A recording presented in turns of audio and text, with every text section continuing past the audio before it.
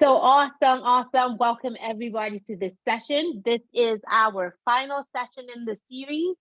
We're going to be talking about higher education and the metaverse.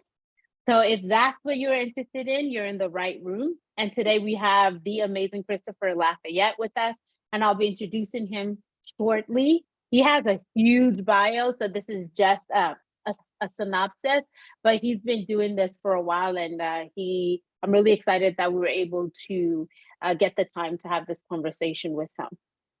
So let's get started. So first of all, a Zoom housekeeping. I know I say this all the time, but if you have any questions, please use chat and share your questions. You can raise your hand with your questions, and we'd be glad to bring you all, up to speak so we can hear your voice and see you and answer those questions that way. You can also make use of the Q&A button. Just click on it and write your questions, and we'll be glad to respond. Christopher will respond as soon as he can. And something that we're really excited that Zoom offers is closed captions, live captions. So all you just have to do is click on the button for show captions, and you pick your language. So we hope that you'll be able to take advantage of all of these features. And if you have any questions, you can let us know. So with that said, let's go into a bit more of the series. This is our final session. We've had quite a few sessions with quite a lot of participation. So if you haven't had the opportunity to watch the replays, or if you didn't get a chance to come live, please do take advantage of them. And any questions you have, we still have contact with the speakers. We can always send your questions along to them. A little bit about Olark. We are partnering with Chris to give you this session, but Olark is a live chat platform. We make the simplest and most accessible way to connect with students when and where they need you the most. And we spent 13 plus years perfecting tools that help teams reach their goals through timely messaging and support. Higher ed clients love Olark's flexible chatbots and automation tools, and our commitment to accessibility, and our first of its kind Slate integration. And you can see these are some of the different institutions we've worked with over the past few years. And we're also growing our portfolios. We're here to support you. With that said, who am I? I'm Osai. I'm the head of demand generation here at Olark. I used to be a lawyer, and I turned into a marketer. And I'm also an adjunct professor in one of the universities here in Toronto. So I'm always excited to hear about higher ed and how we're improving things in higher ed. And so, as I mentioned earlier, I'm super, super duper excited to talk to Christopher today. So today it's going to be more of a conversation. He's an emerging technologist in virtual and augmented reality, applying his talents to medtech, education, fintech, eco-culture, and applied sciences. He's working for a more equitable culture in technology, serving as a Silicon Valley national and international speaker.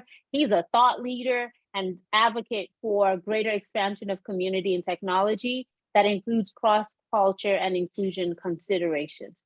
So I'm super excited that you're here. I want to learn more about the metaverse. I think a great place that we can start is just even knowing exactly what it is. So welcome, Chris. I'm going to stop sharing, and then you can take the floor. Well, first off, thank you, Asai, for your gracious invitation and introduction. And thank you, Olark community, for the opportunity to be able to sojourn with you and express in more detailed fashion where we're at when it comes to higher learning and education in the metaverse. And today what we'll do is we'll cover a little bit of ground on what actually is the metaverse today, a little bit of its nativity, where we're at and where we're headed. And then we'll go further into basically expressing what it looks like under the auspices of the metaverse education. What role does it play? How does it factor in with other prevailing emerging technologies? And we'll chop some wood in that regard as well. Before we go there, my name is Christopher Lafayette, as introduced earlier, and I am an emergent technologist, an explorer of virtual worlds, and someone who has been in technology for almost a decade, 2 decades now. But truly, as someone that's grown up with a technologist that worked at, I see that Cal Berkeley is one of the partners that you have. I was raised by one that worked at Cal Berkeley as an administrator of IT, and I can remember going in the middle of the night with my dad and working on servers, and I call him a server whisperer, and him showing me the intimacy and the connection between hardware to hardware machine, and really it's a tangible expression of what was in the mind when it comes to humanity. And we'll touch on some of that too with some of the things that we've been doing the Gatherverse community, because it's so apropos and so relevant to the 7 standards in the metaverse that I laid out. But before we go there, we'll start to talk about what is the metaverse. You know, we hear it, and one of the things we think about was just a conference last week, and I said, is the metaverse that's coined by Neil Stephenson in 1991 as the metaverse in his novel Snow Crash, or is it Ernest Cline's metaverse? Is it the Oasis, if you will, the ontological anthropocentric simulation immersive system? Or is it something that goes all the way back to the days of Roddenberry's holodeck, when we start to think about Star Trek reference for those that are kind of up to date on that? And when we start to think about the metaverse, what I've been able to do is LinkedIn, out of all the technologists that are there, I was honored. This past winter, we were able to come together because they said, Chris, can you come out with a course, an educational course, stating what the metaverse is, defining it. What is the metaverse? And I was really happy and honored to do it because I've been in this space for so long. I haven't been one of the elders of the industry, but I certainly am very progressive and on top of where we've been in terms of our nativity and where we're at and where we might be headed. And in its simplest expressions, the metaverse is a virtual ecosystem of interaction and communication. Meaning that when we start talking about metaverse, some people tend to think that it's specifically just virtual reality, and some people will think that it's just augmented reality, but it's more than that, much more, and inclusive. Some people may say, well, isn't it the prevailing term that I've heard, Web3? It's that and more. Now, all technologies abide within the greater ecohabitat. And within the greater ecohabitat, you'll have artificial intelligence, which you might find flanked by machine learning and deep learning and smart assistants and chatbots, neural networks, and so forth and so on, neural kinetics. And over here, you may find extended reality, which is XR, and that will be flanked, excuse me, by virtual reality, augmented reality, mixed reality, visiohaptics, so forth and so on. And then over here, you might find robotics, and that may be flanked by androids and mechs. Then also within this ecohabitat, you'll find fintech. And under that banner, you'll find blockchain, layer 1, layer 2, crypto assets, cryptocurrencies, DeFis, DAOs, dApps, NFTs, or non-fungible tokens, meme coins, altcoins, so forth and so on. Now, all these technologies that abide within the greater ecohabitat, what happens when these technologies begin to scale and merge, pair together? This is what we call the merge pairing. And from the merge pairing, what we start to see is the fundamental construct development of the smart city itself, which ultimately translates on a amorphous scale to technological convergence.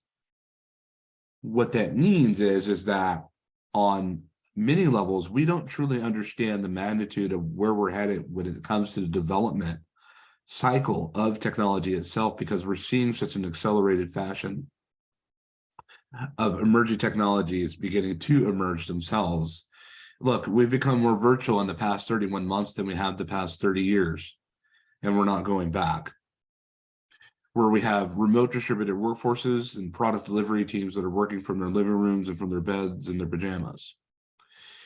Now, when we think about the disruption of technology, usually good technology is disrupted by great technology, and great technology is disrupted by even greater technology. And this is what we commonly refer to as technical disruption. But never have we been contemporary to our time where the greatest disruptor of technology hasn't been technology itself, because the greatest disruptor of technology contemporary to our time has been the pandemic. It's ushered us into using technologies that weren't forecast to be on the open market until some 5 to 10 years from now, but now they are on the market and they've been sitting and waiting. And it's really pushed the capacity of what we come to know and understand of the greatest technical developments that have been made and achieved over the past 30 years is undoubtedly communication. Now, when we talk about education, also, I think the best approach, or I believe the best approach, which you can ingress and go into a virtual world and adopt and pay whatever money it costs to be able to do that, which is fine. But I think it's significantly, if you're making a big move and you're a university that has the deal for the capital to be able to afford it, to me, the better way is to build your own virtual campus. Assemble your own engineers and designers and to build your platform based on the needs that you have. And every virtual world is going to have and has a different identity. A lot of them have similar functionality. But when we start thinking about on the higher education and the academic level, people ultimately people will, in other words, you can either move your community into a virtual world that says, hey, our doors are open, or you can listen to your community, they'll tell you what they want and build a virtual world around that. So what we're really building from ecologically is human centricity and cultural buy-in. And it's being developed specifically geared towards on a premium level for your virtual community or for your physical community to be able to create its own virtual community based on what it needs. What does that look like under education? Every university is different. Every university is different and they teach and train different things. You know, you can imagine if you're going to Halt Business School in Berkeley and say a big part of it that you're looking at and focusing on is litigation, law practice, legal practice. Well, this virtual world that you can create can be completely made for creating a hyper-realistic litigative environments where you can be able to train and learn and understand the practice and the study of the law. Policy people can be able to go in there. Future attorneys could be able to go in there. Attorneys, active attorneys can go in there and they can learn within this environment and this virtual environment, and they can create scenarios and situations which are going to be faced with, as opposed to reading in a book or doing some type of study or engagement between one another of a role practice play. They can actually do that with an AI bot that's been operating within this environment that grows naturally to the environment itself. So they'll become more complex, but I mean, they'll become more aware and understanding and self-learning, these machine learning AI bots that will be able to adapt towards that environment. And so there'll be significant growth, but don't expect to see that for at least 5 to 10 years from now. The metaverse has a lot of growing up to do. It's very much in its infancy, and we're really putting the pieces together. The pieces are being put together naturally through the merge pairing when it comes to emerging technologies themselves. And so we're a bit of ways away from people to have more of an ease of use and turnkey to build a virtual world, because financially there's a lot of financial aspect and considerations of what it would take to be able to build my own virtual world. And once you build it, you have to sustain it, and that's only going to be sustained primarily through AWS, Azure, or Google Cloud. Those are your 3 strongest cloud form factors that you have on the face of this planet, and all of them definitely carry their toll and expenses and costs. And then we'll have to ultimately render out, was it worth it to be able to pay for a virtual reality experience when it comes to educational training and showcasing and display, or was it better for me to be able just to sit here and buy a mass Zoom account to where all of our student population can just go and have share screen capability, one-to-one, one-to-group, subgroups, and to be able to have that kind of experience. Me personally, I think it's still best to stick with a Zoom type of situation. If I do want to go into a virtual world, this university on the cutting edge side of things would have to be one that has a serious amount of aesthetic firepower and visual displays that are going on for their curriculum itself. If they have a lot of visualizations that are happening, go for it. Now, what are the type of universities that I think that could benefit most from a virtual world? Easy peasy mac and cheesy. It's really easy to say. The medical industry, hands down, is the biggest one because of medical training and situational awareness when it comes to medical. Also, when it comes to any university that's high on sciences, yes, any university that has any focus when it comes to litigation of a legal nature, yes, I can see that. Anything that has to do with zoology, yes. Anything that has to do with environmental studies, yes. So taking into consideration, whenever it has anything to do with training, or whenever it has anything to do with an active environment, especially that of nature, yes, those are great reasons to consider creating a virtual world surrounding it. Even if it's just a limited experience and you're not spending your whole days in there, sure, create a virtuality experience. And I think all educational platforms out there should be gearing towards this way. If anything, I would say that I think it's, in some ways, I think it's best for them to build their own digital twin of their actual university itself. But there are some platforms that will do a digital version of your metaverse experience. Now, I personally don't vouch for it. I won't vouch for it, not yet, because the graphical foundation is just not strong enough. There's not enough supporting evidence or information out there to let people know that people are learning. There's not enough protocols in there. There's not enough case studies that have been rendered and shown. There's not enough ROI measurement on what people are attaining in terms of actually getting a great education. Versus training, there's a lot of information that's out there that's rendered, and white papers that are made that let us know that training is actually doing more than education. And those two, they may seem as one, but there is a distinction between when we talk about training versus education. Training is more active. Education is more static when it comes to sitting and listening and expressions. But before we go further, are there any questions out there? We can continue to go forward. I don't see any questions, but I was curious about something. When we talk about the metaverse, we often talk about, like in education, around, like you mentioned, in sciences, where people are thinking about dissection and how we can save from having to maybe kill more animals or cadavers or plants, and we could just create it virtually in augmented reality. So I think I would like to hear more about your thoughts around that. And then I'd like to hear more about your thoughts around perhaps looking for communities that that one could partner with as a marketer or someone in enrollment. Sure.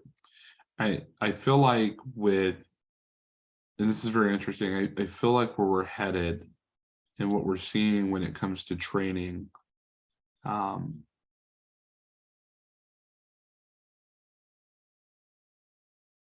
the software that's being used now for design when it comes to realism is primarily that of a focus of environment of nature, trees, grass, clouds, sun, sky, if you will, foundations, structures, architectural structures, and then the human body, which the human body undoubtedly is the most difficult thing to render out to look as real as it can. It's more complex. The micro nuances on a microcosm are so fascinating when it comes to just doing facial rigging and body rigging, if you will. When we talk about some of the successive use cases that we see within the medical industry, we're starting to see that training and bringing in conceptually hospital organizations of imagining what infrastructure will look like ever before a hospital is even built, for example. What happens when we think about situational awareness from a disaster perspective?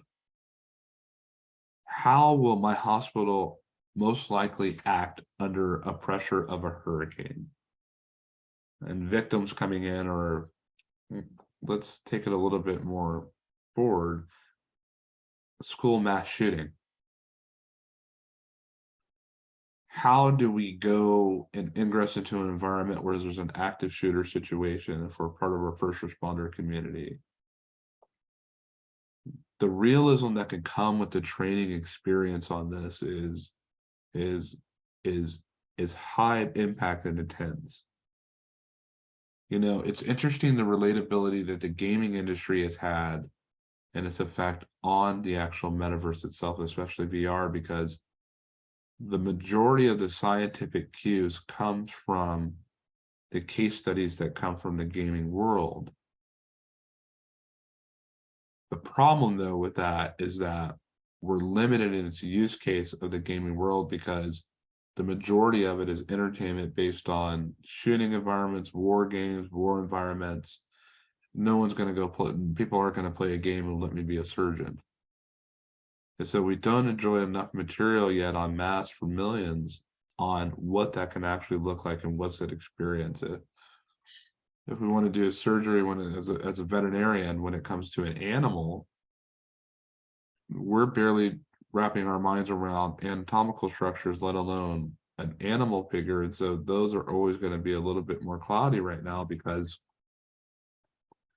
we've yet to really be able to create the type of software that can render out in high fidelity animals, trees, plants.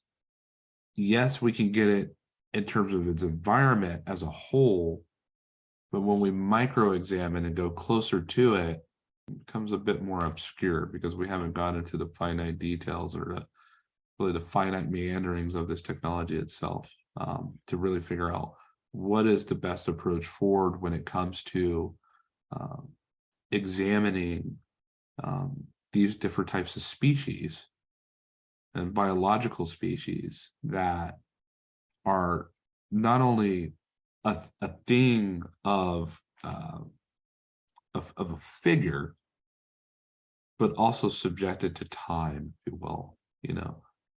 At what life cycle are we capturing? Are we exploring these particular vessels, if you will? It's a very intimate thing. It's a thing that migrates, and you have to have technology that can complement the aging of a thing to wherever it might be. If you say a bear, are you a Kodiak bear, you a grizzly bear, a black bear, and then if you're saying, okay, let's say it's a grizzly bear, well, what age is what type of grizzly bear? So there is that kind of thing that's put out there. I will say that when it comes to higher ed and the exploring of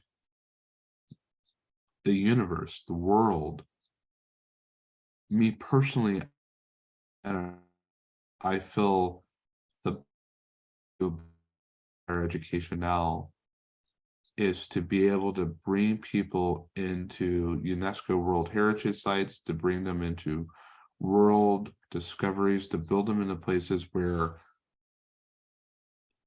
they may be familiar with or not, but the imagination can compensate for that which the immersive experience is lacking.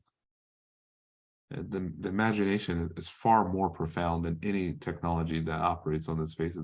There's nothing more advanced in terms of technology. There's nothing more advanced than the human body and the mind itself to be able to compute. There is no more. There's not a more powerful computational device than the human mind. And I think sometimes we tend to think that we need to build something that will take the mind itself and bring it into a heightened sense. But what we have to start thinking on a technical level is that what are we doing? What we're doing is we're really dumbing down our mind and imagination when we're brought into these experiences, and it's not complementary. And so in that case, I think the most premium available experiences should be considered in all fronts. It's the most costly, but it'll always be more complementary than to our minds mentally of cognitive understanding than not. What was your second question? I see. Yes, thank you. Thank you for answering that. The second question was because a lot of the community that is watching this, that's participating in this webinars, they're really thinking about bringing students into the university. And I can see how the curriculum aspect of things is definitely huge, because if you can make the curriculum and the class and the program sound in one I attended a conference recently and she mentioned that you almost have to like make everything sound sexy. So if you can make it sound sexy and talk about virtual and all of that, it can be great. And then you can attract diverse groups of people to participate, to apply. The other thing that people are always concerned about is just even connecting with these potential students, these prospective students. And sometimes people think, okay, TikTok is the thing or Facebook or whatever. And some people might be thinking about going into the metaverse and finding these communities and connecting with them. What are your thoughts there? Is it something that people should be considering right now or planning for in the future?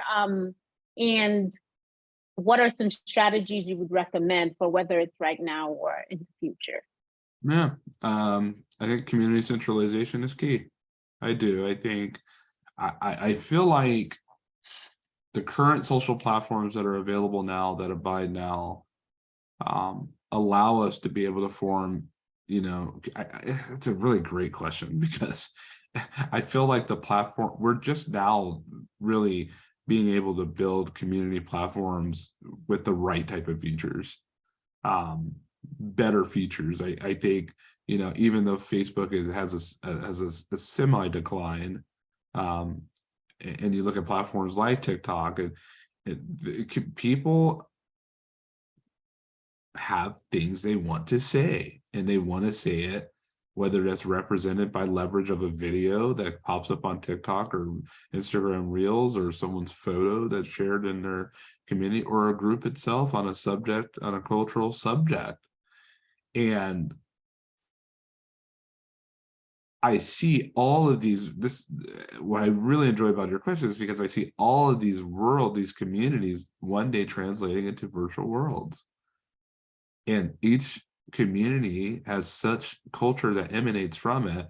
For example, I'll tell myself I'm part of a Downton Abbey community on Facebook, or I have the biggest Ready Player One community in the world active on Facebook. I have that. It's a group that I founded some years ago. Anyway, but it's Ready Player One, Gunter Clan. That's a different story. But what I'm saying is that I feel like one day I could see the Downton Abbey world becoming a virtual, metaversal form factor, in which I go into this world and I'm like, I'm going to go to Downton Abbey. So instead of going to my group, I'm actually going to Downton Abbey itself. And there will be people in there that I can communicate and talk with and speak with. It's so fascinating to consider. You may have a community that's focused on Sherlock Holmes and that whole time period, the Edwardian era, if you will, and they can go into that Edwardian era, and hey, there's Sherlock Holmes, or there's the cafe that he goes to and that he hangs out with, and so we're and then you have communities that, you're talking, that's part of the role of what I found with the platform called Gatherverse. With just a couple minutes we have left, is that me, myself, in the Gatherverse community, we're bringing thousands of communities and millions of people safely into the metaverse humanely. Because what I do see and have seen for some time is that we will have community that will undoubtedly translate into the metaverse in ways that we're not prepared yet, and some can barely fathom the magnitude of this transition that we'll find ourselves in technically. It's really an incredible feat to see once more turnkey available accessibility worlds could be built, just like it was for the day of websites. That will happen, that is happening, but it's going to take some time. And when it does happen, it changes everything. And so we must consider humanity standards first. And I think that's why Gatherverse has become the biggest metaverse-based event platform in the world now. So we want to hear more about your recommendations for marketers and enrollment professionals who are interested in learning about reaching more students in the metaverse, or prospective students. Sure. For the marketing community, as someone that's been in the marketing space for well over 15 years, the number one use case that you're going to use and want to use the metaverse for is to be able to create gala and community and salon events. You're going to want to be able to bring people into an event that you've marketed and for people to network. Networking is huge. In fact, I have a networking event that I'm going to this afternoon with one of my with the board that I sit on. And that is something that's going to be more impactful for your marketing extension, because you're able to introduce people more expressly to your brand, because there's a lot that could be done and configured within the metaverse that expresses your brand, which we're about. It gives people stations to be able to go read and to be able to understand. I would say that that's going to be your biggest one, and that's going to be by way of virtual reality. But you want to also use a platform that's desktop accessible or laptop accessible as well. It's not married to a headset. The world of marketing is so huge for many reasons. I think that marketers would be better off also creating an augmented reality app, giving people AR experiences. You'd be surprised, and coming in there fresh while the market is still very fresh and still new to a lot of adopters. I mean, there's people walk around iPhones that have never used their capable AR, and the more and more that we'll see Apple and Android express and talk about the capabilities that's already latent within their phones are available, if you will, the more and more people will be able to attempt to use augmented reality. You can have a different event, you can have and reach out to your newsletter community. Go check out our new Olark AR experience. Now, what do you want this experience to be? It could be a number of things.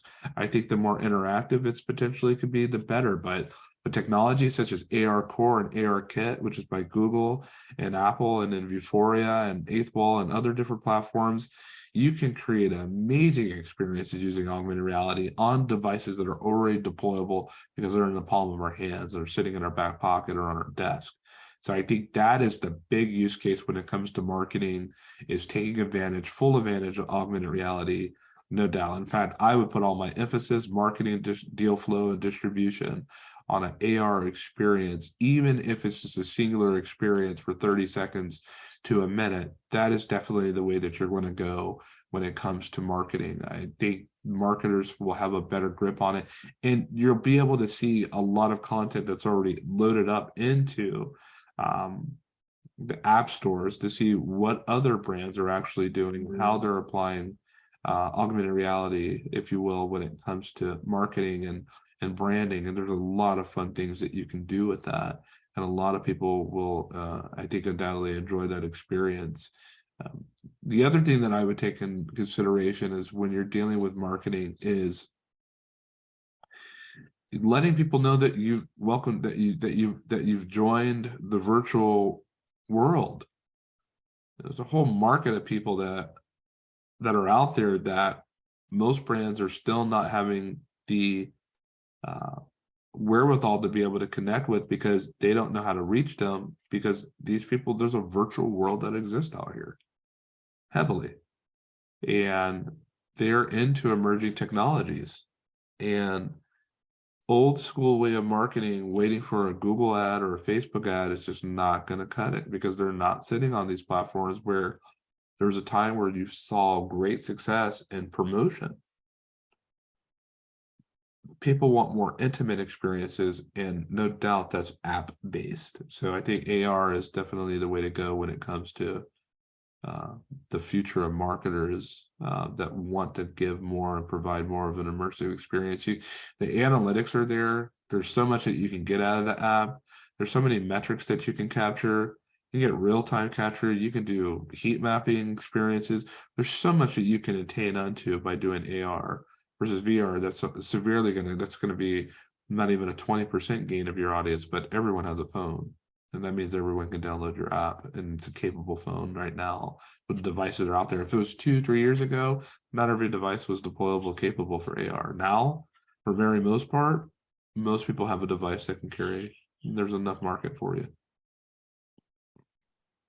Wow, thank you. That's so insightful. I think a lot of people would want to learn more about just creating those apps, Do you think that it is financially responsible to be exploring marketing through AR right now? I know it's exciting and it's great to talk about it. Or do you think just wait a while? Or do you think, yeah, just go ahead and start marketing with it because there is a benefit to being one of the first movers? If I had a marketing budget, I would command more to 80% of that budget towards AR right now. No Wow. doubt.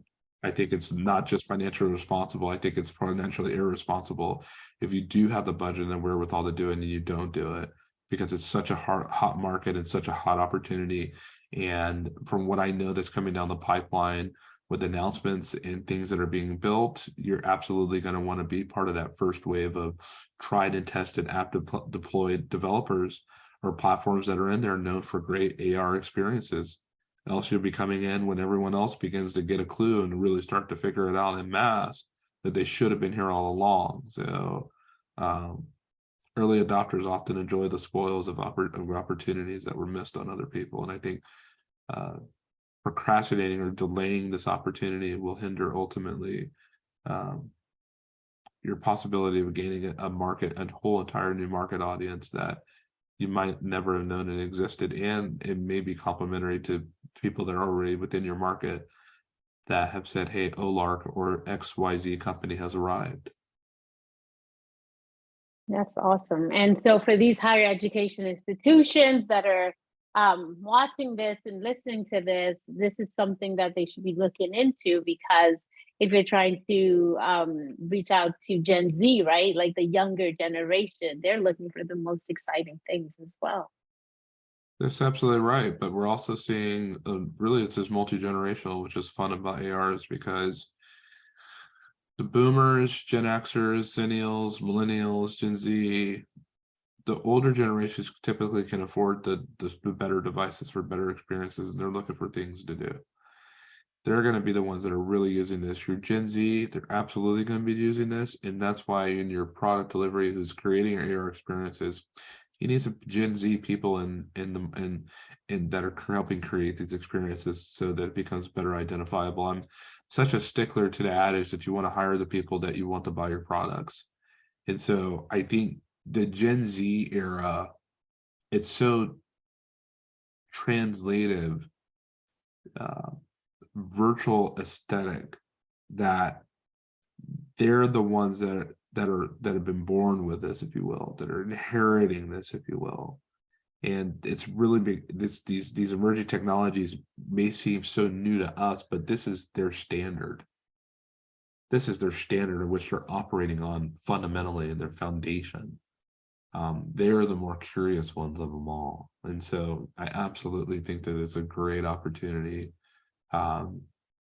especially with the decline of what we're seeing happen in social media marketing. Newsletter marketing is still the most powerful, effective form of marketing communication, but you're always, as a marketer, looking for new channels to operate within, new people to be able to bring and introduce your brand to with fresh beginnings. And I think for brands, it's a level one update. You know, I feel like a lot of brands, you know, we all know we have to have a website. And your website is your country, and your social media sites are your embassies. And the idea is to be able to drive traffic from your social media sites, which are your embassies, to your website, which is your country. Well, what else in your ecosystem is representing you besides a social media platform and a website?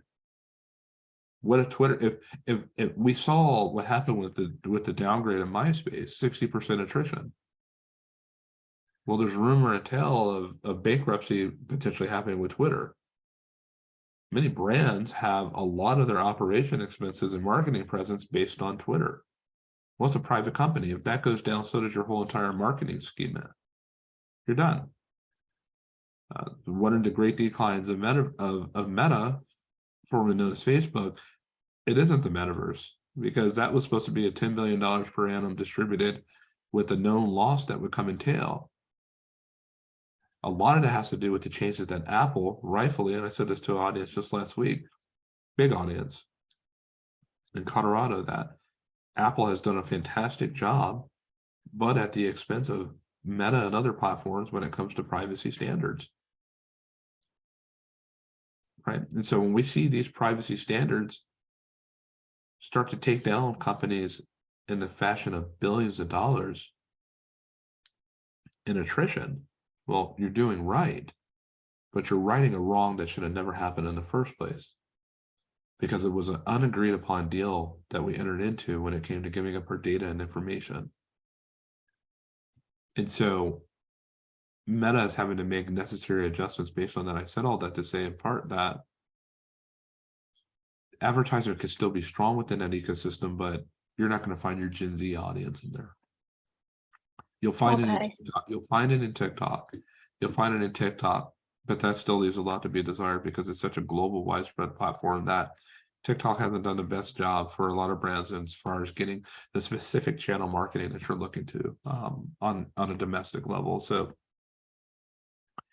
I think the AR experience and having that housed in the app and downloadable experience on your website, opening that app is more turnkey. We all know that functionality. We all are familiar with that. Go to where the people are using and deploying, and that's where the smart move is. That's awesome. And so I just wanted to talk a little bit about your passion for bringing humanity into the metaverse and just like increasing the diversity and things like that, because we touched on it briefly based on like what you talked about around Apple and formerly Facebook, but now Meta. So you talk a lot about that, like privacy and just making sure that everyone is safe in the metaverse.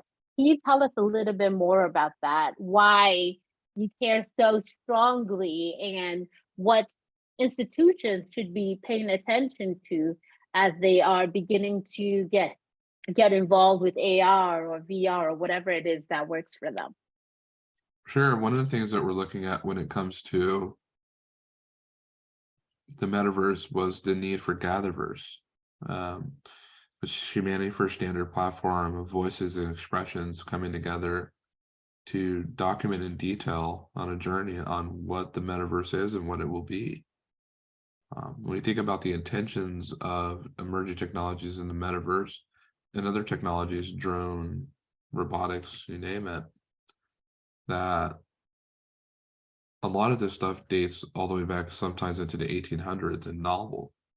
You know, we've really gone from an ideative state of expression in novels and books to hardware development and to software development. But the next natural progression of technology itself was humanity first standards, for whom we have been ideating and building hardware and software for in the first place.